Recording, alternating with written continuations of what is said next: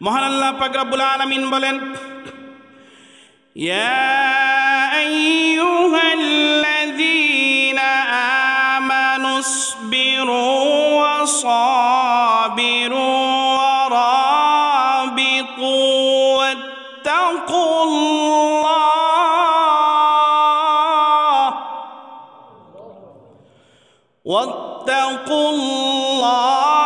লাআল্লাকুম তুফলিহুন।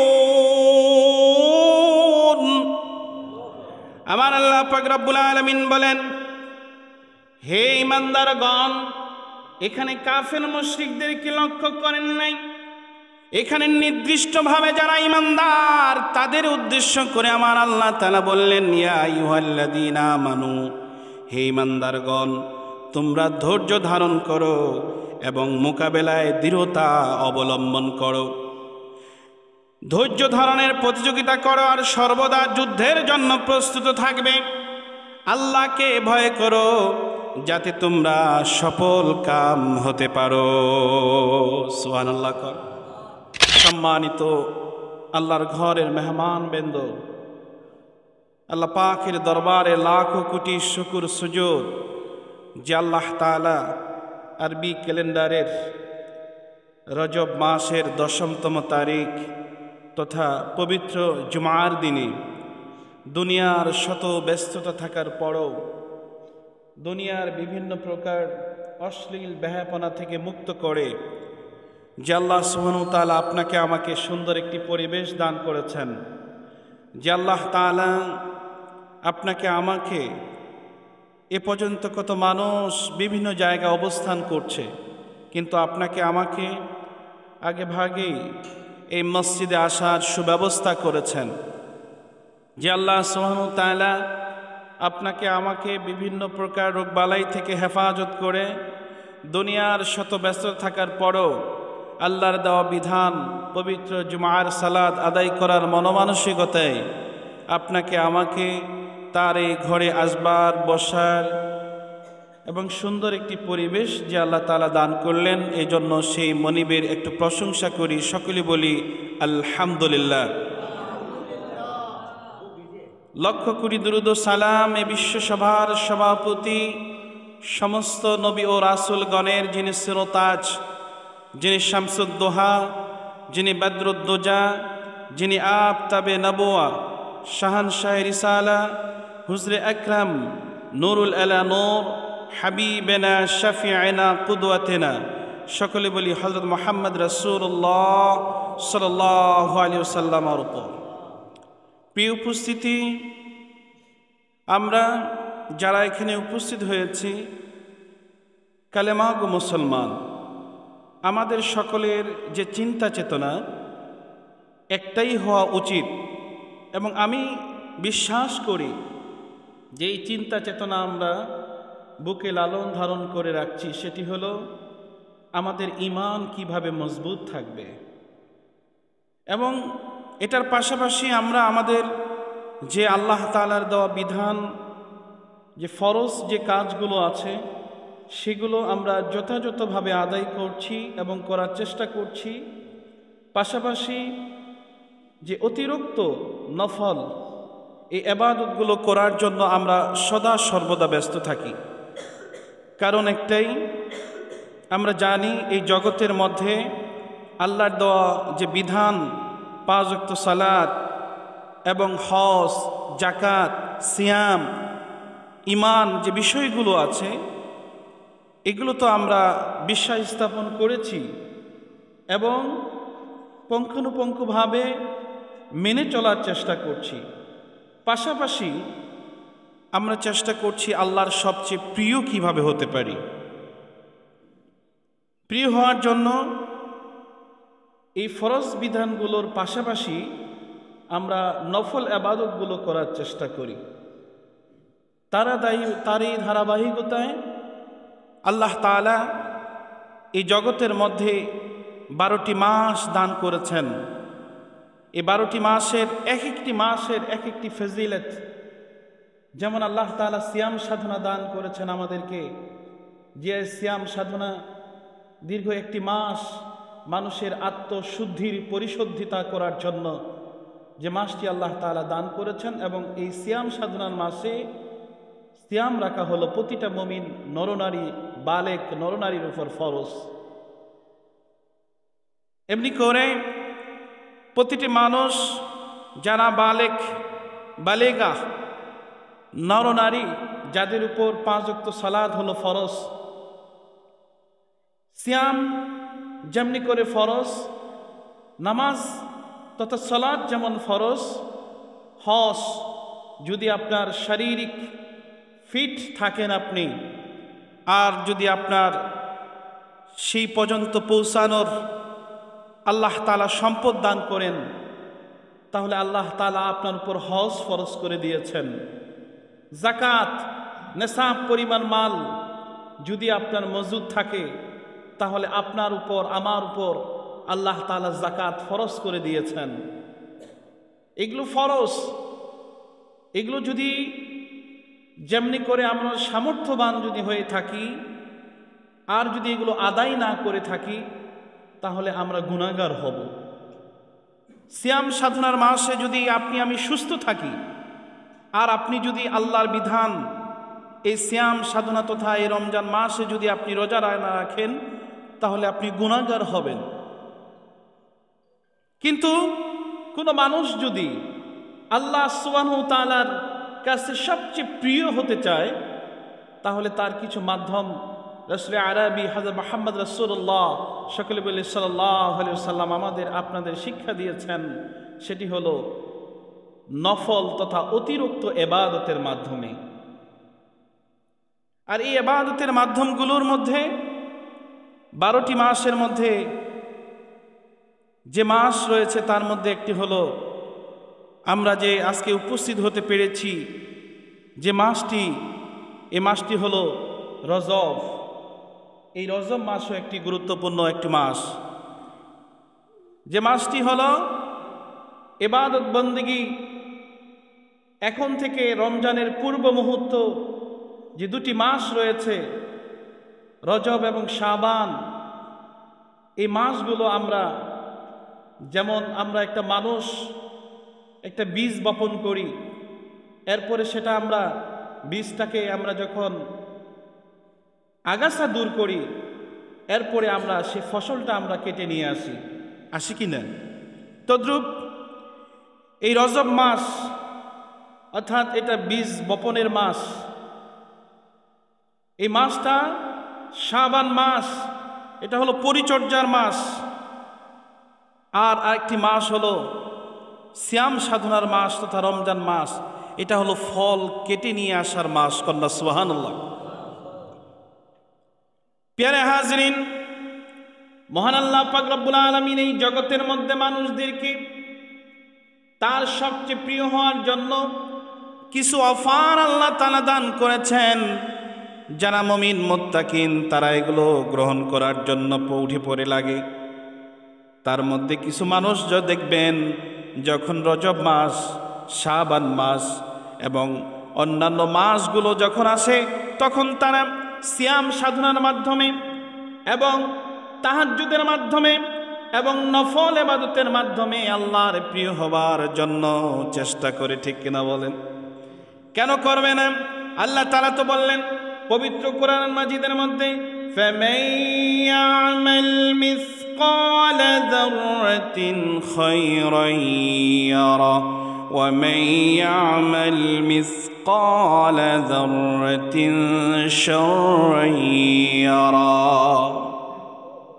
বান্দারে, তিল পরিমাণ যদি কোনো ন্যায় কাজ করো, আমি আল্লাহ পাক রব্বুল আলামিনের প্রতিদান দান করব। আর তিল পরিমাণ যদি অন্যায় কাজ করো, এর প্রতিদান আমি আল্লাহ তাআলা দেব। অর্থাৎ এই আয়াতের যখন আমরা অনুবাদ পড়ি, এই আয়াতগুলো যখন আমরা কোনো মুফাসসিরিনের কাছে শুনি, যখন আমরা এই আয়াত দুটোকে লালন ধারণ করি, তখন আমাদের চিন্তা আসে যদি আমরা অন্যায় অনেক করেছি, আল্লাহ তাআলা এর প্রতিদান দেবেন। যদি সামান্যতম কোনো ভুল ভ্রান্তি করি, সেটারও প্রতিদান দেবেন কি বলেন? আর যদি সামান্যতম তিল পরিমাণও যদি ন্যায় কাজ করি, আমার আল্লাহ বলছেন তোরে আমি ঠকাবো না, তোর এই আমল যে আমি কেটে নেব তা না, এর প্রতিদান আমি আল্লাহ সুবহানাহু ওয়া তাআলা তোমাকে দেব। প্রিয় হাজরিন, এই জন্য যখন রজব মাস আসে তখন যারা কালেমাগো মুসলমান তারা প্রস্তুতি গ্রহণ করে। কেন প্রস্তুতি গ্রহণ করবে না? কারণ এই জগতের মধ্যে আল্লাহ সুবহানাহু ওয়া তাআলা আপনার আমার যে মর্যাদা দিয়েছেন, শেষ নবীর উম্মত, আপনাকে আমাকে যে আল্লাহ তাআলা এতটা দান করেছেন, যেটা আমরা অনেক সময় হয়তো এর আগেও আমি বলেছি আমরা বুঝতে চেষ্টা করি না। আমরা বুঝতে চেষ্টা করি না যে আমরা কোন নবীর উম্মত। প্রিয় হাজরিন, শেষ নবীর উম্মত, হায়াত কম কিন্তু আমলের মধ্যে শত শত গুণ আল্লাহ তাআলা বৃদ্ধি করে দেন। কন্যা সুবহানাল্লাহ।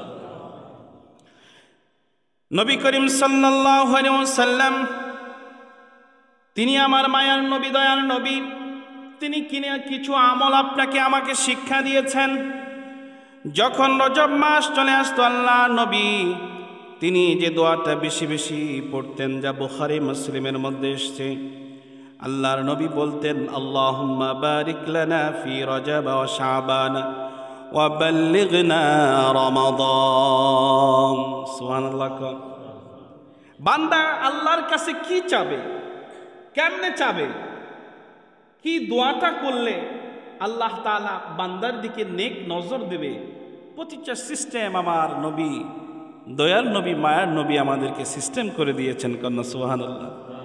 প্রিয় হাজরিন, এই জন্য আমরা পৃথিবীতে কারো কোনো মডেল আমরা গ্রহণ করতে চাই না। আমরা যা কিছু গ্রহণ করব সেটা আমার নবী যা রেখে গিয়েছে আমরা সেটা করব। ঠিক কিনা বলেন? পৃথিবীর কোন গায়ক, কোন নায়ক, কে কি রেখে গেল সেটা আমার দেখার বিষয় নয়, কারণ তারা আমাকে যে পথ দেখাবে সেটি হলো জাহান্নামের দিকে। ঠিক কিনা বলেন?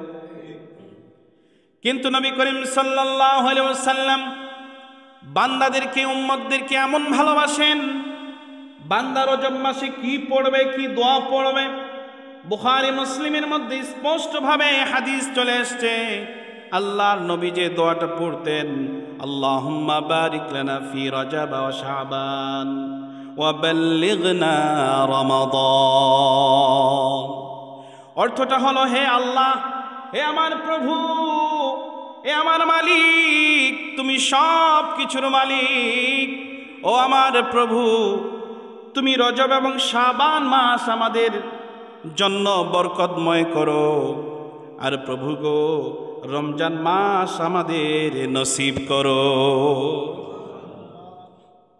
কত সুন্দর কথা না? এই জিনিসগুলো আমরা আদায় করতে চাই না। আমরা শুধু নামাজ পড়ব, নামাজটা শেষ করে মনোযোগটা না করে দৌড় দিয়ে চলে যাব। বান্দার কাজ হলো কি করা? বন্দেগী করা। কি করা? আর রিজিকের মালিক।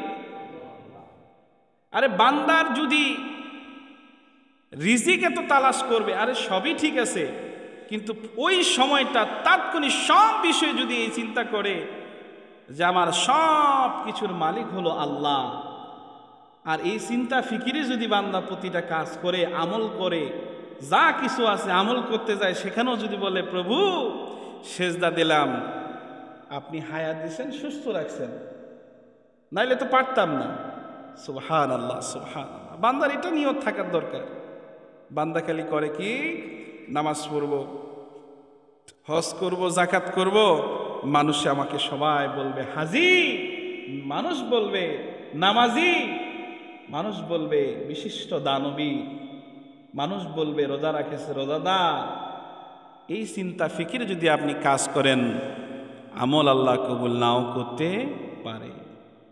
কিন্তু আপনি গরিব হন, আপনি ধনী হন, আপনি ব্যারিস্টার হন, মাস্টার হন, ভ্যান চালা হন, রিক্সা চালা হন, যে কেউ হন না কেন, আপনি যখন কাজ করবেন, সালাতের মধ্যে দাঁড়াবেন, সিয়াম সাধনার মাসে সিয়াম পালন করবেন, যাকাত ফরজ হয়েছে যাকাত প্রদান করবেন, হজ ফরজ হয়েছে হজ আদায় করবেন, আপনার চিন্তা যদি এটা থাকে যা করতেছি আল্লাহ উপরওয়ালাই আমার কবুল করছেন, আল্লাহ আমার কবুল করেছেন বিধায় আমি করতে পারতেছি।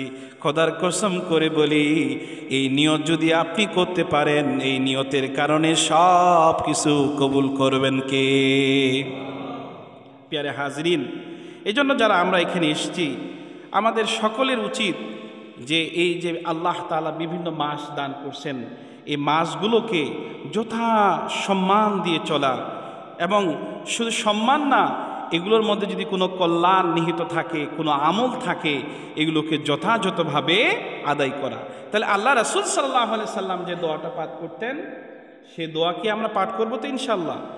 আচ্ছা, এই দোয়াটা কি আমাদের সকলের মুখস্থ আছে? বলেন তো, আছে কি? যদি না থাকে আমরা একটু বলি, আল্লাহুম্মা বারিক লানা ফি রজব ওয়া শাবান ওয়া বাল্লিগনা রমাদান। আল্লাহুম্মা বারিক লানা ফি রজব ওয়া শাবান ওয়া বাল্লিগনা রমাদান। পারবেন না বলতে? কষ্ট হয়। কত সময় লাগবে? নামাজটা শেষ করে এই দোয়াটা যদি আপনি পড়েন, বা কোনো জায়গায় বসছেন, একজন বন্ধু আরেকজন বন্ধু মিলে দাঁড়াইছেন, বন্ধু তো প্রকৃত বন্ধু কে বলেন তো? যে আপনাকে নেশার জন্য ডাকবে, সে কি আপনার প্রকৃত বন্ধু? যে আপনার সাথে লেনদেন করবে সুদ ঘুষের, সে আপনার প্রকৃত বন্ধু? যে আপনাকে অমুক বাড়ির ভাবির কথা বলবে, অমুক বাড়ির ভাই কথা বলবে, অমুক বাড়ির অমুকের সমালোচনা করবে, সে কিন্তু কি আপনার প্রকৃত বন্ধু? বন্ধু তো তাকে বানাবেন যে আপনাকে এমন একটা বন্ধুত্ব গড়ার কারণে আল্লাহওয়ালা হওয়ার জন্য আপনাকে নিয়ে যাবেন, এবং আল্লাহওয়ালা বানার জন্য তার চেষ্টা থাকবে। এটাই তো প্রকৃত বন্ধু। বাবাজিরা আমার, ভাইয়েরা আমার, রাসূল আকরাম সাল্লাল্লাহু আলাইহি ওয়াসাল্লাম আজ থেকে 1000 বছর আগে বলে দিয়েছেন, যার সাথে যার মহব্বত, তার সাথে তার হাসর নাসর। অতএব আপনাকে এখনই চিন্তা করতে হবে, এখনই ডিসিশন গ্রহণ করতে হবে আপনাকে। আমরা এমন বন্ধু গ্রহণ করব যে বন্ধুটা আমাকে আপনাকে নামাজের জন্য তাগিদ দেবে, যে বন্ধুটা আপনাকে আমাকে বিভিন্নভাবে ইসলামিক যে বিভিন্ন প্রকার কথা রয়েছে, রাসূলের হাদিস বলবে, কোরআন তেলাওয়াত শিক্ষা দেবে, কোরআন তেলাওয়াতের অর্থ আপনাকে বলবে সুবহানাল্লাহ বলেন, আলহামদুলিল্লাহ বলেন, আল্লাহু আকবার বলেন। এগুলোর মধ্যে ফজিলত আছে। এগুলো যে মেসেজ যে বন্ধু আপনাকে দেবে, যে বন্ধু বলবে মার সাথে খারাপ ব্যবহার করবে না, বাবার সাথে খারাপ ব্যবহার করবে না, যে বন্ধু সব সময় বলবে বন্ধুরে রাস্তাঘাটে চলবা, সালাম দেবা, কোনো সময়ের জন্য মানুষকে গালি দেবে না, তারাই তো আমার প্রকৃত বন্ধু, ভালো বন্ধু। ঠিক কিনা বলেন? এই বন্ধুগুলোকে আমরা যদি গ্রহণ করতে পারি, তাহলে এই বন্ধু যেমনি করে জান্নাতের যাওয়ার জন্য চেষ্টা করছে, আমরা ওই বন্ধুর সংস্পর্শে গিয়ে আমরাও জান্নাতি হওয়ার চেষ্টা করব। আল্লাহ হয়তো কবুলও করতে পারে। প্যারে হাজরিন, এই জন্য আমরা যারা এসেছি, বাইহাকি শরীফের মধ্যে এখানে হাদিস এসছে, রাসূল আকরাম সাল্লাল্লাহু আলাইহি ওয়াসাল্লাম বলেন, যে ব্যক্তি রজব মাসে কি করবে?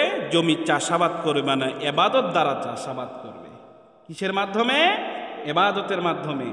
বোঝার জন্য বলছি, এই মানে ওই আপনার ধান রোপণের কথা বলতেছি না। কিসের মাধ্যমে? ইবাদতের মাধ্যমে চাষাবাদ করলো না। আর শাবান মাসে কি করলো না? ইবাদতের মাধ্যমে জমির আগাছা মুক্ত করলো না, সে রমজান মাসে ইবাদতের ফসল তুলতে পারলো না। কথা আমার না, কথা হলো রাসূল পাক সাল্লাল্লাহু আলাইহি ওয়াসাল্লাম। অতএব বাবাজিরা আমার, ভাইয়েরা আমার, আবারও বলছি আপনাদের উদ্দেশ্যে, রাসূল আকরাম সাল্লাল্লাহু আলাইহি ওয়াসাল্লাম বললেন কি, যে ব্যক্তি রজব মাস পাইল, ইবাদতের মাধ্যমে জমিটা তারা চাষাবাদ করতে পারল না, যে ব্যক্তি শাবান মাস পাইল, ইবাদতের মাধ্যমে জমির যে চাষ করলো আগাছা মুক্ত করতে পারল না, যে ব্যক্তি সেই রমজান মাস পাওয়ার পরে ইবাদতের ফসল তুলতে পারল না, অতএব সঠিক সময়ে যদি আমরা বীজ বপন না করতে পারি, সঠিক সময় যদি আমরা ওই ফসল লাগার পরে আগাছা মানে অর্থাৎ ময়লা আবর্জনা যদি আমরা কি না করতে পারি, পরিষ্কার না করতে পারি, তাহলে আমরা ভালো ফসল। এই জন্য দেখবেন যখন সিয়াম সাধনার মাস আসে, অনেক মানুষ তারা কি বলে জানেন, যে ভাই আমি রমজানে রোজা রাখতে পারি। কেমনে পারবে?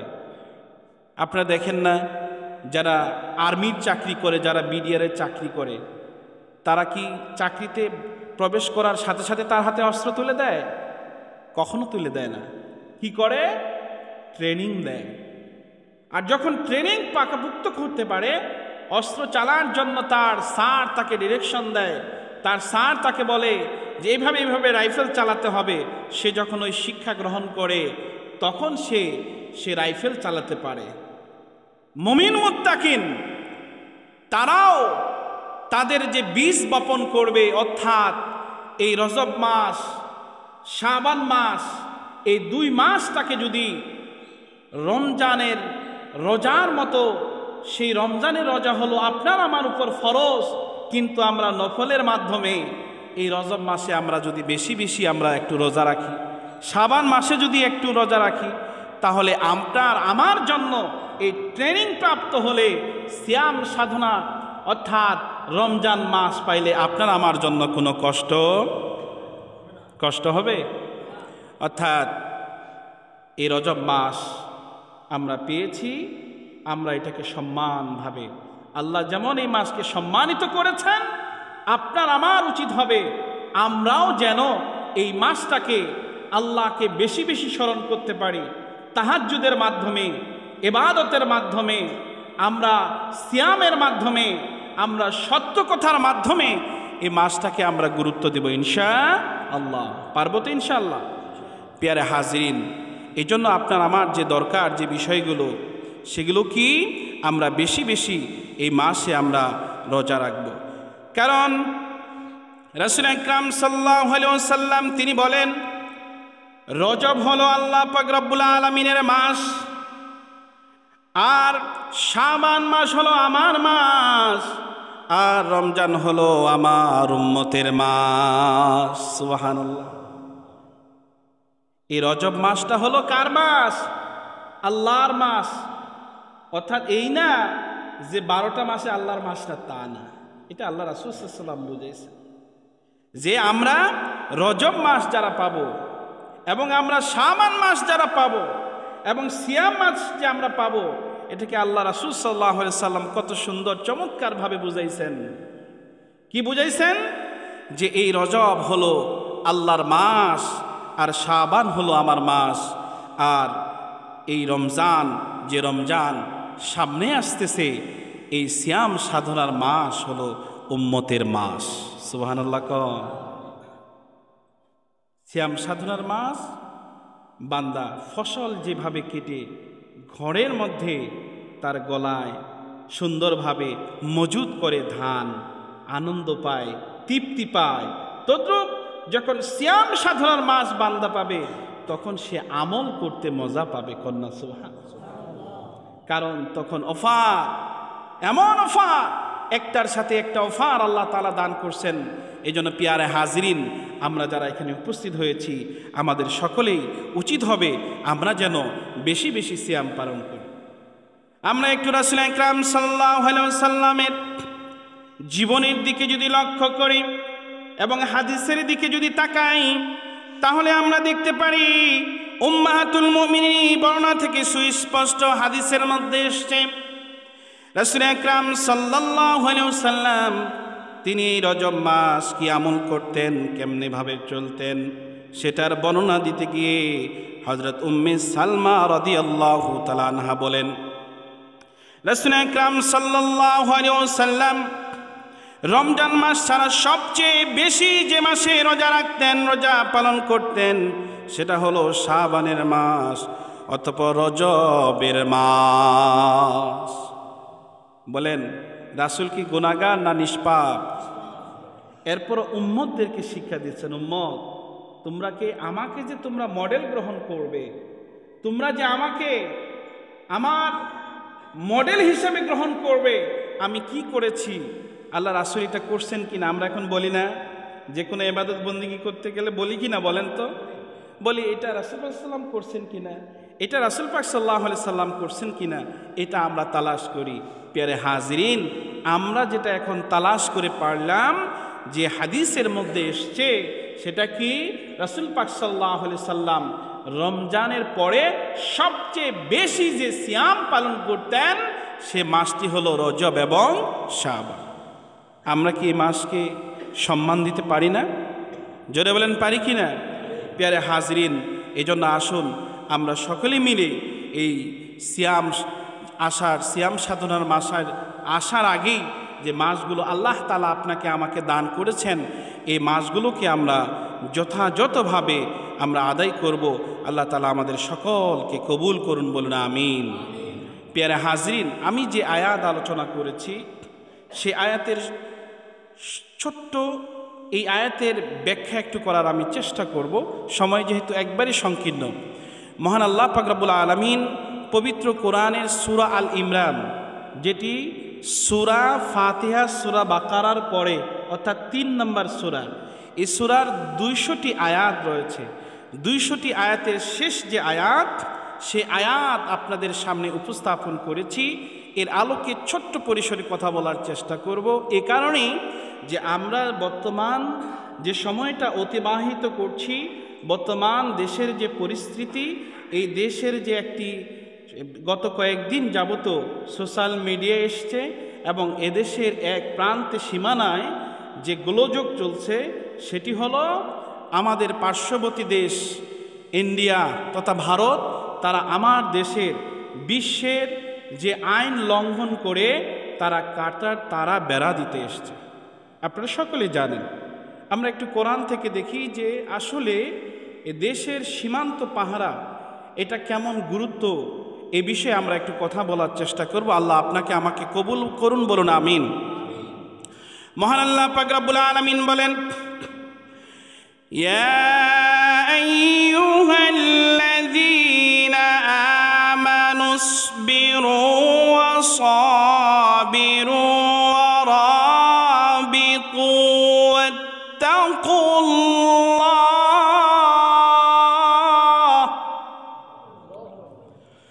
واتقوا الله لعلكم تفلحون।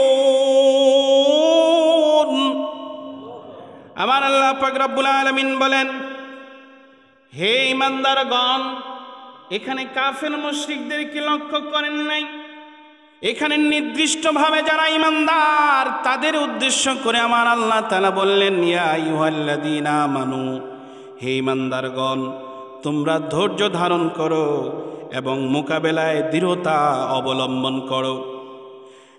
ধৈর্য ধারণের প্রতিযোগিতা করো আর সর্বদা যুদ্ধের জন্য প্রস্তুত থাকবে। আল্লাহকে ভয় করো যাতে তোমরা সফল কাম হতে পারো। সুবহানাল্লাহ। অর্থাৎ যারা মুমিন বান্দা তাদেরকে উদ্দেশ্য করে আল্লাহ তাআলা বলছেন যে তোমরা সবর অবলম্বন করবে, মোকাবেলার সময় অবিচলতা প্রদর্শন করবে, সীমান্ত রক্ষায় স্থিতিশীল বজায় থাকবে আর আল্লাহকে ভয় করে চলো যাতে তোমরা সফল কাম হতে পারবে। কথা আমার না আপনার না আল্লাহ। প্যারে হাজিরিন, আল্লাহ তাআলা মুমিনদেরকে ধৈর্য ধারণ করতে বলেছে। আপনার সবচেয়ে খুশির বিষয় হলো সীমান্ত এলাকায় যে ঘটনাগুলো ঘটেছে, এটা কিন্তু আমার ইমানদার তথা বাংলাদেশের যারা বিজিবি তারা কিন্তু আগে কখনো এই কাজ গোলযোগ করতে যায়, এরা ধৈর্য সহকারে পর্যবেক্ষণ করেছে। এরপরে আল্লাহ তাআলা বলেন, তোমরা ধৈর্য সহকারে এবং দৃঢ়তার সাথে তোমরা মোকাবেলা করবে।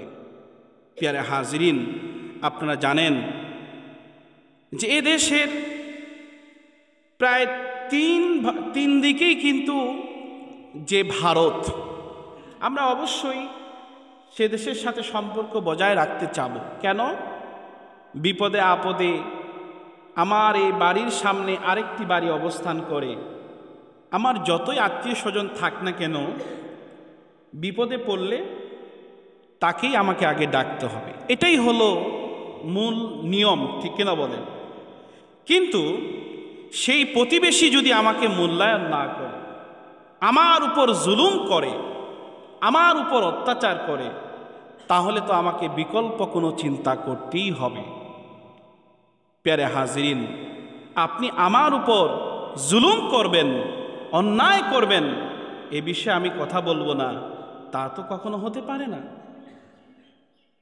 আপনার সীমান্তর নিয়ম হলো বিশ্বের যে আদালত, বিশ্বের যে নিয়ম যেটা চলে প্রতিটা দেশের ক্ষেত্রে সেটা প্রযোজ্য। কিন্তু আপনি আপনার সীমান্ত থেকে আপনি হাঁকাও, আপনার যেটা নিয়ম নাই সে নিয়ম অনুযায়ী আপনি কাটার তারার আপনি বেড়া দিবেন, এটা বাংলার জনগণ মেনে নেবে? এটা কি কখনো সম্ভব মনে করছি আমরা? আপনারা ইতিমধ্যে দেখেছেন সেই জায়গায় বিজিবিদের পাশে আমার বাংলার মুসলমানেরা প্রস্তুত হয়ে গিয়েছে। শুধু প্রস্তুত না, একটি ছবি সোশ্যাল মিডিয়ায় বেরিয়ে এসছে, সেখানকার একজন মানুষ অস্ত্র নাই, জবান দিয়ে কথা বলতেছে, হয়তো বা তারা বুঝতে পারতেছে না, এরা প্রস্তুত নিয়েছে দেশে রক্ষার জন্য। তারা বিশাল বড় একটা দাও নিয়ে বিজিবির পাশে অবস্থান করতেছে, তাকে সাহস দিচ্ছে। কন্যা সুবহানাল্লাহ। প্যারে হাজরিন, বুখারী শরীফের 2693 নম্বর হাদিস যদি আমরা একটু লক্ষ্য করি, হযরত সাহাল ইবনে সাদ সাইদ রাদিয়াল্লাহু তাআলা থেকে বর্ণিত, তিনি বলেন রাসূল আকরাম সাল্লাল্লাহু আলাইহি ওয়াসাল্লাম বলেছেন, আল্লাহর পথে একদিন সীমান্ত পাহারা দেওয়া দুনিয়া ও এবং তার উপরে যত কিছু আছে তার চাইতে উত্তম। অর্থাৎ আমরা অন্যায়ভাবে কারো জায়গা দখল করে নাই, আমাদের জায়গা। আমরা যদি এটাকে সুন্দরভাবে রক্ষণাবেক্ষণ করতে গিয়ে আমাদের যদি জীবনও দিতে হয়, আমরা দিতে প্রস্তুত, ঠিক কিনা বলেন? কারণ সহিহ মুসলিমের 4785 নম্বর হাদিসের মধ্যে এসছে, রাসূল আকরাম সাল্লাল্লাহু আলাইহি সাল্লামের প্রিয় সাহাবী বলেন, হযরত সালমান রাদিয়াল্লাহু তাআলা তিনি বলেন, রাসূল আকরাম সাল্লাল্লাহু আলাইহি সাল্লামকে বলতে শুনেছি, আল্লাহ রাহে একটি দিবস, একটি রাত্রি সীমান্ত পাহারা, 1 মাস রোজা পালন এবং ইবাদতের রাত জাগরণের চাইতে উত্তম। কন্যা সুবহানাল্লাহ। প্যারে হাজিরিন, এই জন্য আমাদের সীমান্তে আমাদেরকে পাহারা দিতে হবে। আমার বিজিবি ভাইরা তারা দিচ্ছে পাহারা, এরপর আমাদেরও নজর রাখতে হবে, আমাদেরকে নজর রাখতে হবে। আমার দেশ, আমার প্রেম, আমার ভালোবাসা কেমন থাকা উচিত, আল্লাহ রাসূল আজ থেকে 1000 বছর আগে সেটা বুঝাই দিয়েছেন। অর্থাৎ দেশ প্রেম থাকতে হবে। দেশে রক্ষার জন্য যদি আপনাকে পাহারা দিতে হয়, তাহলে আপনাকে আমাকে সে পাহারা দিতে হবে। আমরা রাজি আছি তো ইনশাআল্লাহ? তাহলে আপনার আমার সে মর্যাদা কেমন হবে? 1 মাস রোজা পালন করা এবং ইবাদতের রাত জাগরণের চাইতে উত্তম। কন্যা সুবহানাল্লাহ। আর যদি এই অবস্থায় তার মৃত্যু ঘটে, তাতে তার আমল নামার সওয়াব জারি থাকবে। কন্যা সুবহানাল্লাহ। অতএব প্রিয় হাজিরিন, আমরা যারা আছি, আরেকটা বিষয় হলো, কবরের মধ্যে যদি সওয়াল জবাব হয়, তাহলে শয়তানের ধোঁকা ওয়াসওয়াসা থেকে আমাদেরকে আল্লাহ হেফাজত করবেন। অতএব আমরা যারা এসেছি, আমাদেরকে সব বিষয়ে আমলের কথা বলতে হবে, দেশ বিষয়েও আমাদেরকে কথা বলতে হবে। অনেকে হয়তো খেপে যাইতে পারেন যে দেশ নিয়ে চিন্তা করার দরকার কি, তারা করবে না। আমার দেশ, আমার ঘর যদি ঠিক থাকে, আমার স্ত্রী ঠিক থাকবে, আমার ছেলে ঠিক থাকবে। আমার ঘর যদি ভাঙ্গা থাকে, আমার ঘরের মধ্যে যদি কখনো কোনো সময় ওই যে আপনার বেড়ার মধ্যে কখনো উইল পোকা বা কখনো যদি আপনার অন্য কোনো কিছু পোকা ঢুকতে পারে, তাহলে এমন হতে পারে ওই সাপ, ওই পোকা আপনাকে আমাকে কি করতে পারে, সবল মারতে পারে, যার কারণে আপনার আমার মৃত্যু ঘটবে। এই ঘর সাজার জন্য আপনি আমি যেমন বিল্ডিং দেই, নিরাপত্তার জন্য আমরা যেমন দরজা লাগাই, নিরাপত্তার জন্য আপনি আমি যেমন সর্বদা প্রস্তুত থাকি, তদ্রূপ আমি ভালো থাকবো, আমার পড়শি ভালো থাকবে, আমার ওয়ার্ড ভালো থাকবে, আমার ইউনিয়ন ভালো থাকবে, আমার উপজেলা ভালো থাকবে, জেলা ভালো থাকবে, বিভাগ থাকবে, বাংলাদেশ ভালো থাকবে। যদি আপনার নিয়ত ঠিক থাকে, আর আপনার নিয়ত যদি থাকে এটা যে আমার এ দেশ 1 ইঞ্চি ছাড় আমরা কেউ দেব না, এটা আল্লাহর দেওয়া একটা আমরা নেয়ামত। এই বাংলাদেশকে রক্ষা করার জন্য কে হিন্দু, কে বৌদ্ধ, কে খ্রিস্টান, কে অমুক, কে তমুক দেখার বিষয় নাই, কে মুসলমান, আপনাকে আমাকে সবাইকে ঝাঁপিয়ে পড়ে এ দেশকে রক্ষা করতে হবে। অতএব প্যারে হাজরিন, আমরা যারা এসেছি আমরা তো মনে করি সব সময় যে আমার ঠিক থাকলে সব ঠিক। খবরদার এ কাজ করবেন না। বিপদ যখন আসে তখন শুধু আমার উপরেই আসবে তা কিন্তু না, আপনার উপর আসবে। অতএব সাবধান। কে কি দল করে, কে কি বংশে, কে রিস্কাওয়ালা, কে ভ্যানওয়ালা, কে ম্যাজিস্ট্রেট, কে টিয়নো, যখন আমার দেশের উপরে কখন হামলা আসবে তখন দেখার কোনো টাইম নাই, প্রস্তুত থাকতে হবে ইনশাআল্লাহ। আমরা মুসলমান, আল্লাহ তাআলা আমাদের উপর রহমত করবেন। বদরের ইতিহাস আমরা জানি না? বদরের ইতিহাস আপনার আমার জানা আছে। কত ধরনের লোক তারা, কত অগণিত কাফেররা আসছিল, কিন্তু আল্লাহ তাআলা সেখানে বিজয় দান করেছিলেন কাকে? অতএব প্যারে হাজরিন, বিজয় সফলতা আসবে। এই জন্য আসুন আমরা সকলে মিলে দেশ রক্ষার জন্য যেটা করতে হবে আমরা সকলে মিলে সেটা করব। আমরা সকলে মিলে এই রজব মাস যে বিষয়ে আলোচনা করা হলো, আমরা রজব মাসে আল্লাহ রাসূল সাল্লাল্লাহু আলাইহি ওয়াসাল্লাম যে দোয়া পাঠ করেছেন, আল্লাহুম্মা বারিকনা ফি রজব ওয়া শাবান ওয়া বাল্লিগনা রমাদান, এটা আমরা পালন করব। এটার অর্থটা আমরা বুঝবো যে আল্লাহ এই 2 মাসে আমাদেরকে কি করেন? বারাকা দান করেন, এবং সিয়াম সাধনার মাস তথা রমজান মাস পর্যন্ত আপনি আমাদেরকে কি করেন? হায়াত দেন, পৌঁছায় দেন। আল্লাহ তাআলা আমাদের সকলকে কবুল করুন, বলুন আমিন।